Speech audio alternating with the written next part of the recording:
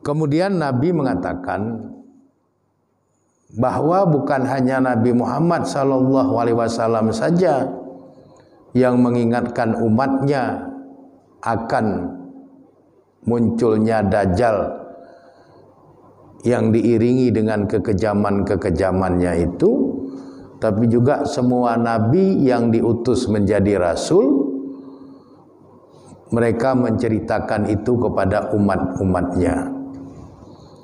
Dalam hadis yang diriwayatkan oleh Imam Bukhari dan Imam Muslim dari sahabat Anas bin Malik, Nabi bersabda, "Ma bu'isa nabiyyu sallallahu alaihi wasallam illa anzara ummatahul al-a'warul kazzab." Jadi tidak ada satupun nabi yang diutus untuk menjadi rasul yang tidak mengingatkan kepada umatnya tentang al-a'warul kazzab, tentang si pendusta yang buta sebelah matanya. Jadi semua nabi menceritakan pada umatnya bahwa kelak di akhir zaman akan muncul manusia yang namanya Ad-Dajjal,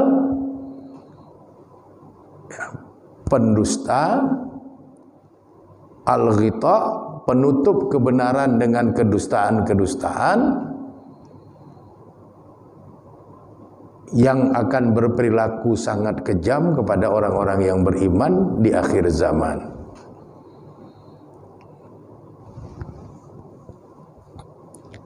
Kemudian sahabat bertanya kepada Nabi,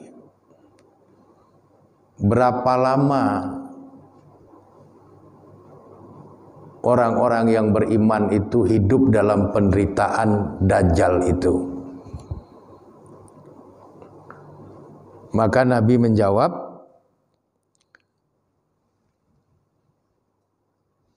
fi arba'ina lailatan wa yauman yaumun kasanatin. Dajjal itu terhitung sejak dari kemunculannya sampai dia binasa di tangan Nabi Isa itu hanya 40 malam 40 hari. Tapi penderitaan yang ditimbulkannya yaumun kasanatin, satu hari itu bagaikan setahun. Jadi meskipun Dajjal itu sejak munculnya sampai dengan dia dibinasakan oleh Nabi Isa hanya 40 hari 40 malam, tapi orang-orang beriman itu betul-betul sangat menderita dibikinnya. Bahkan Nabi mengatakan tadi, tidak ada penderitaan, tidak ada cobaan yang lebih berat sejak Adam diciptakan sampai dengan tegaknya kiamat, melebihi kekejaman dan penderitaan yang dilakukan oleh Dajjal. Meskipun cuma 40 hari 40 malam, tapi satu hari satu malam itu bagaikan satu tahun rasanya. Begitulah menderitanya orang-orang yang beriman di saat Dajjal itu muncul.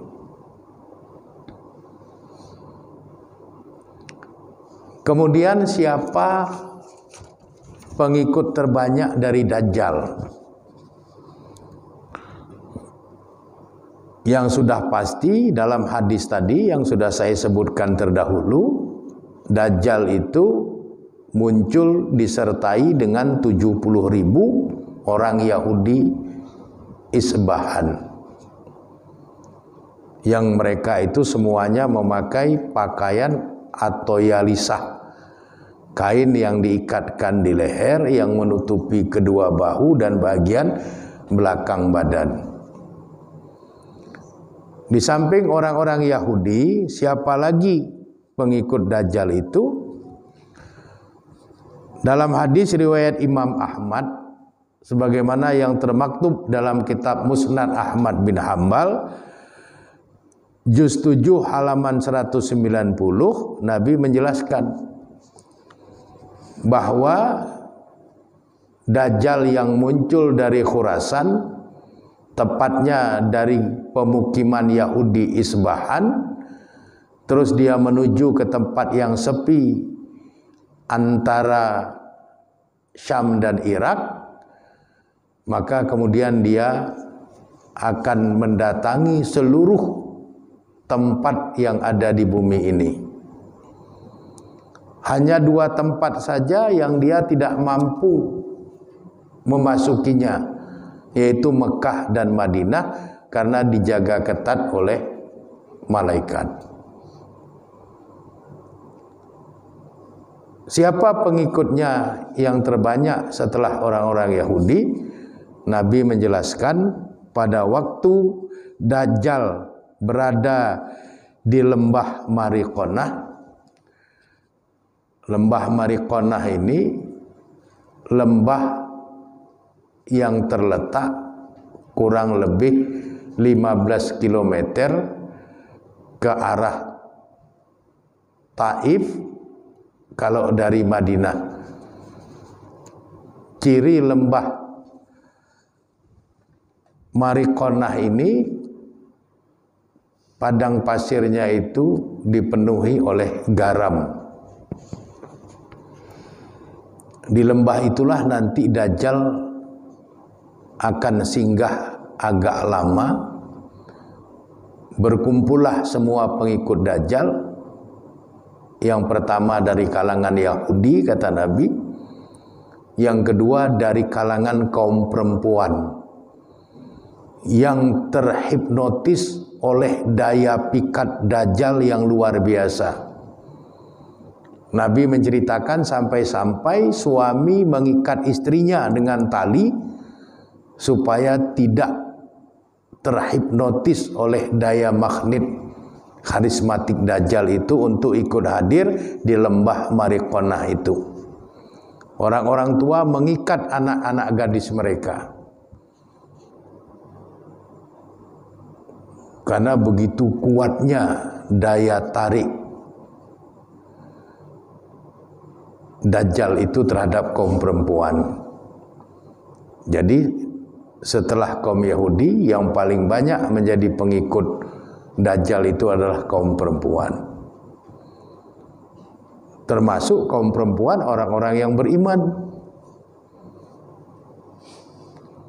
Kemudian yang ketiga, kata Nabi, pengikut terbanyak Dajjal itu adalah orang-orang yang berperilaku seperti kaum Lut. Artinya kaum LGBT, orang-orang homoseksual, lesbian, biseksual. Orang-orang seperti itulah yang banyak menjadi pengikut Dajjal yang akan berkumpul di lembah Mariqonah itu.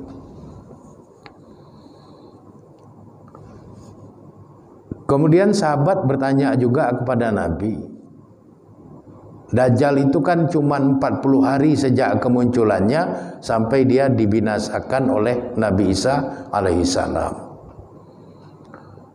Lalu bagaimana dia bisa mendatangi semua tempat di seluruh dunia ini? Maka Nabi menjelaskan dalam hadis riwayat Imam Muslim dari sahabat An-Nuwas bin Sam'an, Nabi mengatakan, kal ghaisi awil ghaimu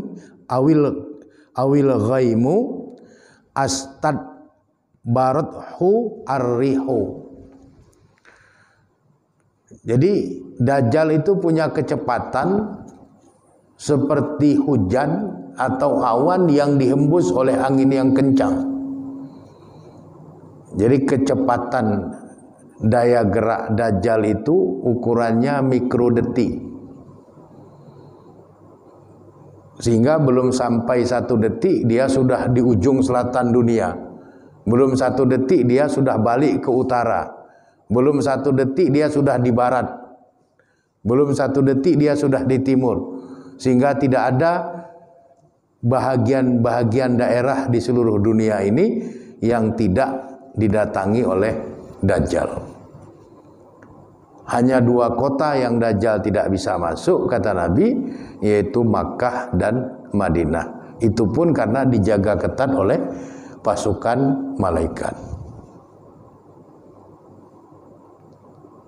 Makanya Nabi mengingatkan kepada seluruh orang yang beriman dimanapun mereka berada, agar mereka memahami apa itu Dajjal, supaya kalau akhir zaman itu datang, Dajjal sudah muncul, mereka paham dengan Dajjal yang ciri-cirinya itu sudah disebutkan oleh Nabi dan kelemahannya sudah disebutkan oleh Nabi.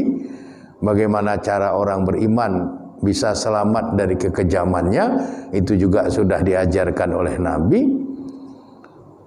Sehingga orang-orang beriman itu nanti yang mengikuti petunjuk Nabi SAW, insya Allah mereka akan selamat dari kekejaman Dajjal. Yang terakhir, merujuk kepada hadis riwayat Imam Bukhari dari sahabat Abdullah bin Umar, Nabi menjelaskan, fayab'asullahu Isa ibn Maryam, maka kemudian akhirnya Allah mengutus kembali Isa anak Maryam. Fayat lubuhu, maka Isa mencari dia Dajjal, fayuh likuhu, dan kemudian Dajjal dibinasakan oleh Nabi Isa alaihissalam. Jadi Dajjal itu binasanya di tangan Nabi Isa alaihissalam. Dan kehadiran Dajjal itu betul-betul, kata Nabi, membuat orang-orang yang beriman itu sangat-sangat menderita. Karena sebelumnya itu nanti akan muncul yang namanya Ya'juj wal Ma'juj. Ya'juj dan Ma'juj itu ganas, tapi tidak seganas Dajjal.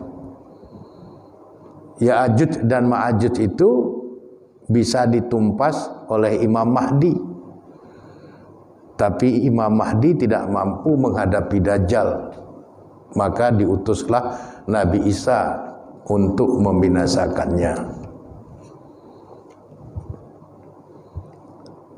Jadi ini semua perlu dipahami oleh orang-orang yang beriman untuk mereka sampaikan secara turun-temurun kepada generasi mereka. Kalaupun mereka tidak hidup di akhir zaman, tapi pasti kelak cicit-cicit mereka itu akan hidup di akhir zaman. Dengan cicit-cicit dari kita paham tentang Dajjal, maka insya Allah mereka pun akan selamat bersama dengan imannya dari kemunculan Dajjal di akhir zaman dan kekejamannya. Demikian yang dapat saya sampaikan. Mudah-mudahan bermanfaat buat kita bersama. Kurang dan lebih saya memohon maaf. Pada Allah Subhanahu wa taala saya memohon ampunan. Hadanallah wa iyyakum ajmain. Wallahu a'lam bishawab. Walhamdulillahirabbil alamin. Assalamualaikum warahmatullahi wabarakatuh.